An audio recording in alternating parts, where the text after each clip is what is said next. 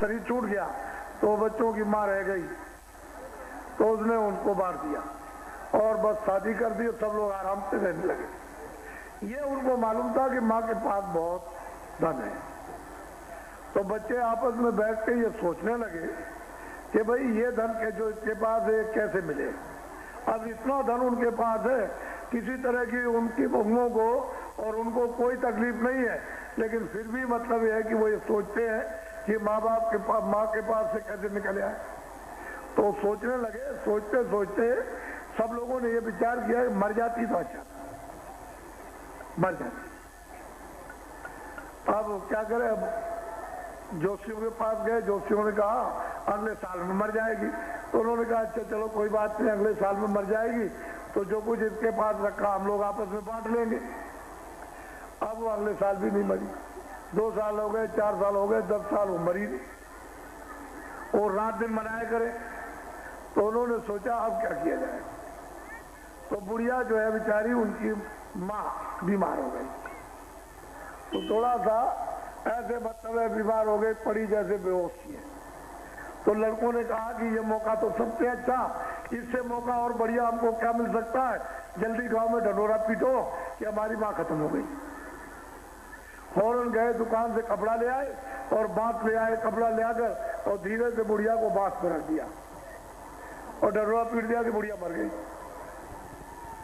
बस गांव के लोग बड़े आदमी थे, धनी मानी थे, वो तो सेवा करते ही थे, तो सब लोग इकट्ठे हो गए और सब। तो उन्होंने कहा देखो भाई, जब हम उठाएंगे इस बुढ़िया को तो तुम लोग एक साथ बोलना, आगे पीछे नहीं। तो जब उन्होंने उठाया उसको, टिकटी को, उसकी लाश को, तो उन्होंने कहा कि राम नाम सत्य है, सत्य बोलो मुक्त है। तो वो राम नाम सत्य बोले, वो कहे सत्य बोलो मुक्त है। ये जैसे ही उठाया तैसे ही बुढ़िया ने आवाज दी कि अरे लड़कों, मैं तो जिंदा हूं, तुम ये क्या कर रहे मेरे साथ। तो लड़के कहते जो बुढ़िया कहे तो सच है और राम नाम सत्य है।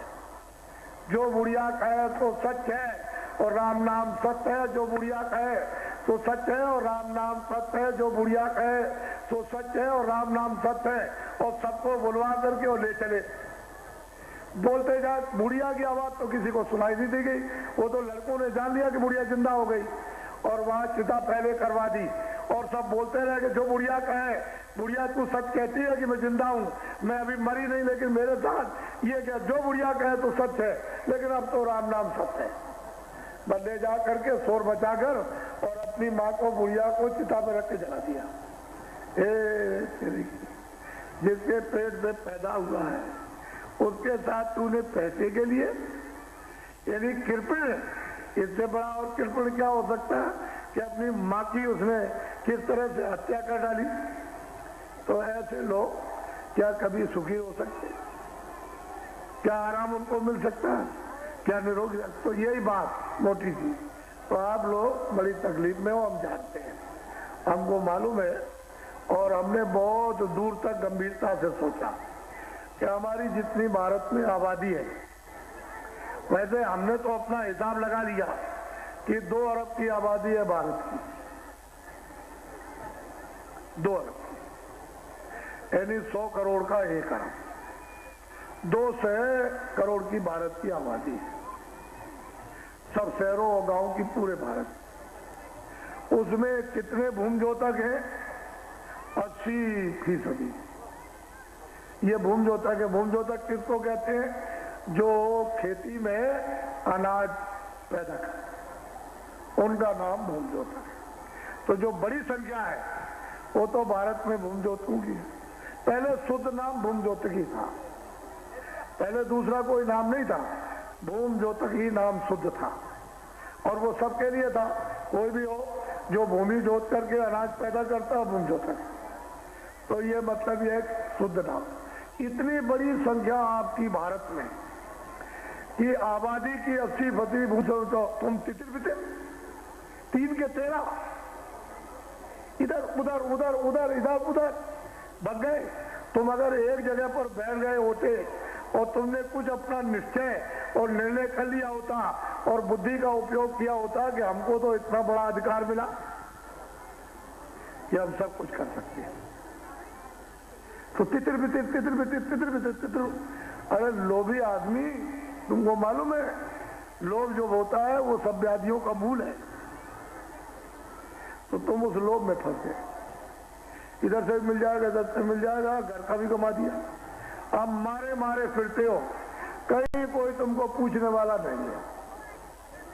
अब ये बताओ भूमजोत को कि जितना तुम सरकारी कर्जा लेते हो, ट्रैक्टर का लेते हो, कुएं का लेते हो, नाली का लेते हो, बिजली का लेते हो, आप हल का लेते हो, बैल का लेते हो, भैंस का लेते हो, कितना भी कोई भी सरकारी कर्जा, चाहे कोऑपरेटिव बैंक हो, चाहे बैंक हो, चाहे खजाना हो, किसी से भी लेते हो, लेकिन जितना लोन तुम्हारा पास होता है, जैसे 10,000 का लिख के दिया 10,000 पास हो गया, 20,000 लिख के दिया 20,000 पास हो गया, और 2.5 लाख लिख करके दिया 2.5 लाख पास हो गया, तो उसमें से आपको पूरा मिलता है? बोलो पूरा मिलता है? नहीं मिलता है। मुझे एक आदमी भी इसमें से खड़े होके बता दे कि मुझे पूरा मिला है? कोई हमारे भूमजोतकों में से एक भी आदमी जो ये खड़े होके बता सकता मुझको पूरा मिला? कोई नहीं। अब ठहर जाओ, अब पहले समझ लो बात को मतलब की कि 2.5 लाख का लोन पास हुआ और 2 लाख मिला,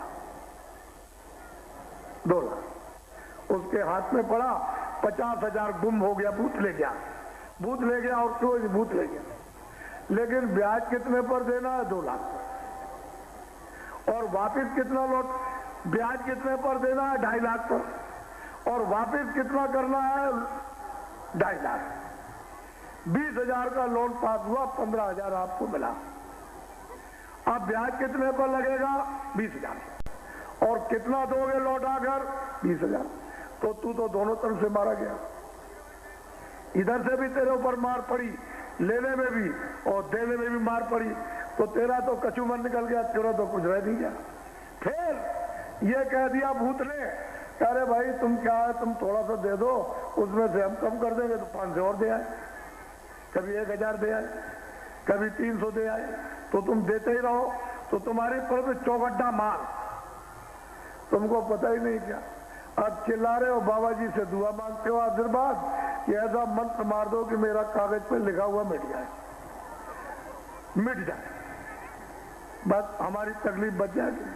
तो रास्ते से चलो, तुमको अधिकार मिला है, प्रजातंत्र में अधिकार दिया, और ये कहा गया तब शुरू में जब लोग अच्छे थे, 48 में आजादी, हमने तो अंग्रेजों का रात देखा, जब 18 में सत्याग्रह हुआ तो हमको होश था पूरा, हमने तो अंग्रेजों का देखा। 18 में सत्याग्रह शुरू हुआ तो उसको भी देखा, और 30 साल तक चला, 48 में आजादी मिली। उस समय पर जब अच्छे लोग थे तो उन्होंने कहा था कि भाई देखो, तुमको हम अधिकार देते कि तुम्हारे इलाके में जो अच्छा, ईमानदार, सचरित्र और सेवादार आपका कोई अच्छा आदमी है, उसको आप चुन लो अपनी सेवा के लिए, जो आपकी मतलब है सेवा करे, उसके सबकी सेवा करे, मतलब सबकी सेवा करे, उसको आप चुन लीजिए। तो एक आध मरतबे 2 मरतबे तो आपने सोचा कि यही ठीक है, तो आपने चुन लिया, और वो ठीक भी थे उस समय, लेकिन बाद में उसके बाद खत्म, फिर गड़बड़ हो गया, बस फिर गड़बड़ हो गया। तो आपने मतलब है आपको लालच पे लालच, इतना लालच दिया गया कि बिल्कुल एकदम चौड़े मैदान में फंस गए। अब कुछ अपने पास बुद्धि नहीं रही, तो अब तो आप लूट गए। तो इसके माने कि अधिकार आपका खत्म, उसको फेंक दिया। अरे भाई 5 साल के लिए आपको बताया था कि भाई तुम देखो अपना उपयोग करो 5 साल के लिए, तो आपने किसी को अपना चुन के भेज दिया, चाहे लखनऊ भेजो, चाहे जिले में भेज दो, और चाहे वहां दिल्ली भेज दो, तो आपने भेज दिया, लेकिन फिर तो समझना चाहिए। तो आपने कुछ नहीं समझा, वो शोरगोल मचा, उसी हवा में आपने बुद्धि को अपना दे दिया, दान दे दिया, खैरात में दे दी। जब बुद्धि दे दी है तो आप क्यों गड़बड़ करते हो? 5 साल के लिए बुद्धि दे दी है तो आपको गड़बड़ नहीं करना चाहिए। कोई आंदोलन नहीं, कोई हड़ताल नहीं, कोई तोड़फोड़ नहीं, न रेल के लिए, न बस के लिए, न सड़क के लिए, न बिजली के लिए, न कारखाने के लिए, न दुकान के लिए, न दफ्तरों के लिए, और न स्कूलों के लिए। कोई आंदोलन या कोई धरना और कोई गिराव आपको 5 साल तक नहीं करना चाहिए था। आपने ये कराया, लोगों ने ये कर दो तो ये कर दो, तो बस तोड़ दो, तो ट्रेन तोड़ दो, तो इसको तोड़ दीजिए, उखाड़ दीजिए, तुम ये खंबे उखाड़ दो, बिजली हटा दो, ये पुल को तोड़ो, कारखाना जला दो, दफ्तरों को जला दो, स्कूल तोड़ दो। इस तरह से सबने मिलकर घमासान यानी युद्ध किया है और अपनी जितनी आमदनी थी आपके शरीर द्वारा वो सब आपने भस्म कर दी। ये हमसे सुनो आप, भस्म हो गई, कुछ नहीं रह गया देश में, भस्म हो गई। अब जब देखा कि अब आमदनी नहीं है तो ये भागे बाहर और कहा कि हमारा देश बड़ा गरीब है और जंगल और पहाड़ है बहुत गरीब और छोटी छोटी जनता रहती है बड़े गरीब, तो हमको कर्जा दे दिए। तो बाहर से कर्जा धुआंधार यानी बेशुमार, आपने पूछा भी नहीं और कर्जा ले आए। अब वो तो वो जाने कर्जा ले आए कि उसका ब्याज भी नहीं दे सकते,